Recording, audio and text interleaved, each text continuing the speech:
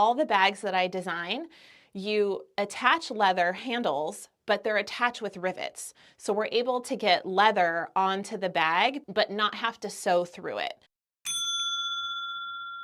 Let's talk about rivets.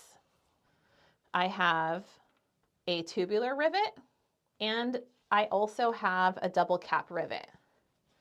Now, what's the first thing that you notice about these is a double cap rivet has two parts. It has a rivet stem and a rivet cap.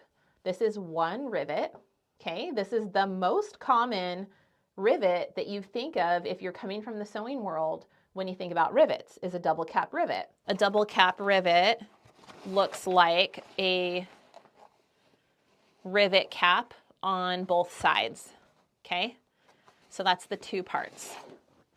The other kind of rivet is a tubular rivet, and that only has one part.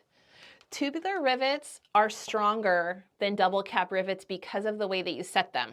So this is what the inside of the rivet looks like. There, see how it looks like a metal flower almost? And then this is what the top looks like. So that is the outside, that's the cap, and then that's the set part. Now, to set a tubular rivet, you have to use a tubular rivet peening tool. And that is a tool that essentially takes this tube here and creates this shape. You should use a tubular rivet on any backpack strap attachment points because it's designed to hold really strongly no matter what when you're exerting a pulling force on it. Another thing about really strong attachment points is you want to sandwich the fabric in between two pieces of leather. There's a piece of leather on the other side of this, and it's sandwiched in there. Every time I punch a hole in fabric, I'm attaching a leather strap to it, generally with a leather washer on the back or just the double cap rivets sometimes. Like in our woodland DOP kit, we don't use the leather on the inside of the rivet, and that's because you're not actually carrying a really heavy bag on that strap, on the little pull strap that you put on the side. So this is the leather strap on the outside of the bag, and then this is a leather washer on the inside of the bag. Now you could just as easily just cut a rectangle out of leather here and punch two holes in it and have a really strong attachment point. But the idea is that over time, if I went and attached this strap here to the bag and I only used a rivet and a rivet cap, over time, this metal rivet will wear into this fabric and cut through it. It will not last. The only way to get that attachment point to last is to sandwich your fabric between two pieces of leather. Then it will be strong and durable, and it won't be the place where the bag fails. Let's talk about punching holes. So as you can tell, there is holes in the fabric, right?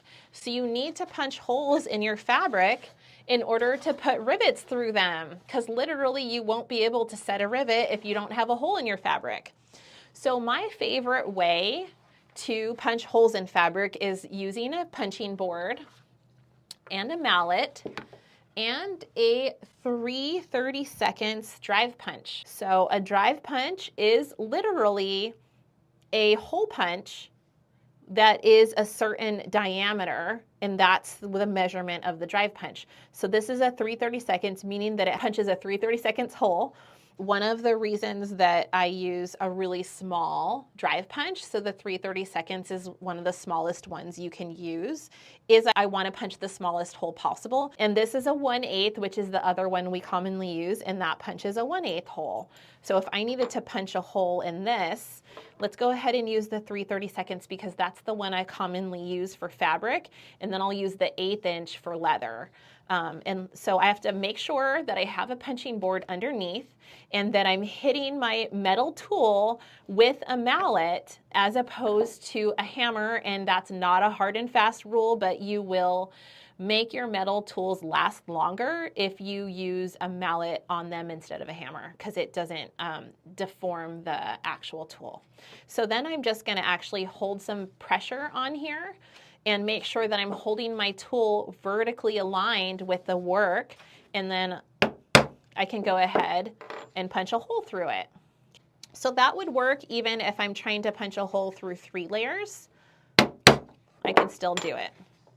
So drive punches are my favorite way to punch holes because you can get a hole kind of anywhere you want on the fabric.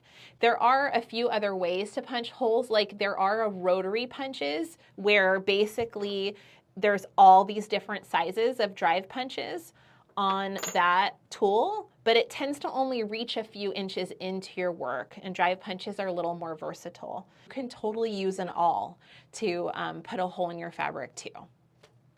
So in order to punch holes, you need some sort of cutting board surface, and notice this cutting board is a little thicker than the regular cutting mat that you would have in your sewing studio that you would use with the rotary cutter.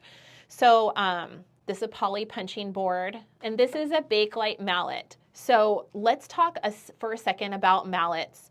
This is one of my favorite mallets because it has a pretty hard head that's kind of large, so you can strike it in a lot of places and not miss the tool or the rivet that you're striking. And also, it transfers the force really well of your blow. So as opposed to a rubber mallet, which actually will absolutely not work for setting tubular rivets, it's actually one of the most common customer service questions is people that are having a hard time setting their tubular rivets. And that's because they're using the wrong mallet a lot of times. In order to set this, you need to be on a hard surface, like a stone slab. This is a stone slab, and that's where you would set the rivet. Whereas if you were cutting a hole in fabric, you would use a cutting board, the same way that you wouldn't use your really nice kitchen knives on your granite countertop, you would use a cutting board because this is a cutting tool. When you're attaching rivets to your bag with leather, you need to pair the thickness of the work, whatever you're attaching, with the length of the rivet stem. So what you ideally want is you want the rivet stem to be sticking up above the thickness of your work by at least a 1/16 to an 1/8 of an inch. If your stem is sticking up too far, that is how the rivet will set crooked. That is what causes the rivet to set crooked. Now, a lot of people think, oh, it's because I'm hitting it wrong. It's actually not because you're hitting it wrong entirely, right? So there might be some technique there, but most of us have used a hammer, right? The main thing that's happening is that if the stem is sticking up too high, then you go to set your rivet, the stem just kicks crooked, like the Leaning Tower of Pisa, like it just goes to the side, and then you get not as strong of an attachment point. But if you're able to actually match the length of the stem with the thickness of the work that you're setting, then it is a stronger set. So when we are setting a rivet, any rivet, double cap or tubular, we're trying to smash the rivet stem so that it makes this sort of like mushroom shape, and that's into the cap, and that's what makes a strong set. The medium rivet has a shorter stem than the large rivet. So for this particular project, like if I'm attaching the leather strap to my Portsmouth tote, say I go and pick up a large rivet, I'm just going to put it in there, put it in here, put this on. That stem is definitely sticking up more than an 1/8 to a 1/16 of an inch from the bulk of my work. And when I say the bulk of my work, I mean everything I'm trying to rivet together. So to me, I would say I'm using too long of a rivet. So large would be too long of a rivet. Now, this isn't a hard and fast rule, and we are talking about just if you're setting a rivet with the hammer or a rivet setter. If you have an industrial hand press, those tend to set rivets a lot straighter. That's just a more, industrial tool. When I talk about rivet and leather pairing, it's not a super strong rule in the sense where it will work. I probably can set the rivets on the Portsmouth tote that I just showed you with small, medium, and large. But I'm gonna have an easier time setting it correctly if I use the medium, because that's what is matching up the best with the rivet stem. Now, the rivet stems tend to be pretty universal, small, medium, large, but you can get those measurements off the website and it will tell you the length of the stem, or I would say the range of the length of the stem, and then you can measure the thickness of your work. I would say generally we are using medium rivets on most of the bags that we make. And we use small rivets if we're just attaching like the leather zipper pull, for instance. So this is a small rivet. I would use a large rivet if I ended up having very thick fabric, or I was using extra thick leather. I would need that longer rivet to get through it. Now you can, I know you don't want to find yourself at the step where you're attaching your rivet only to find out that you have the wrong size.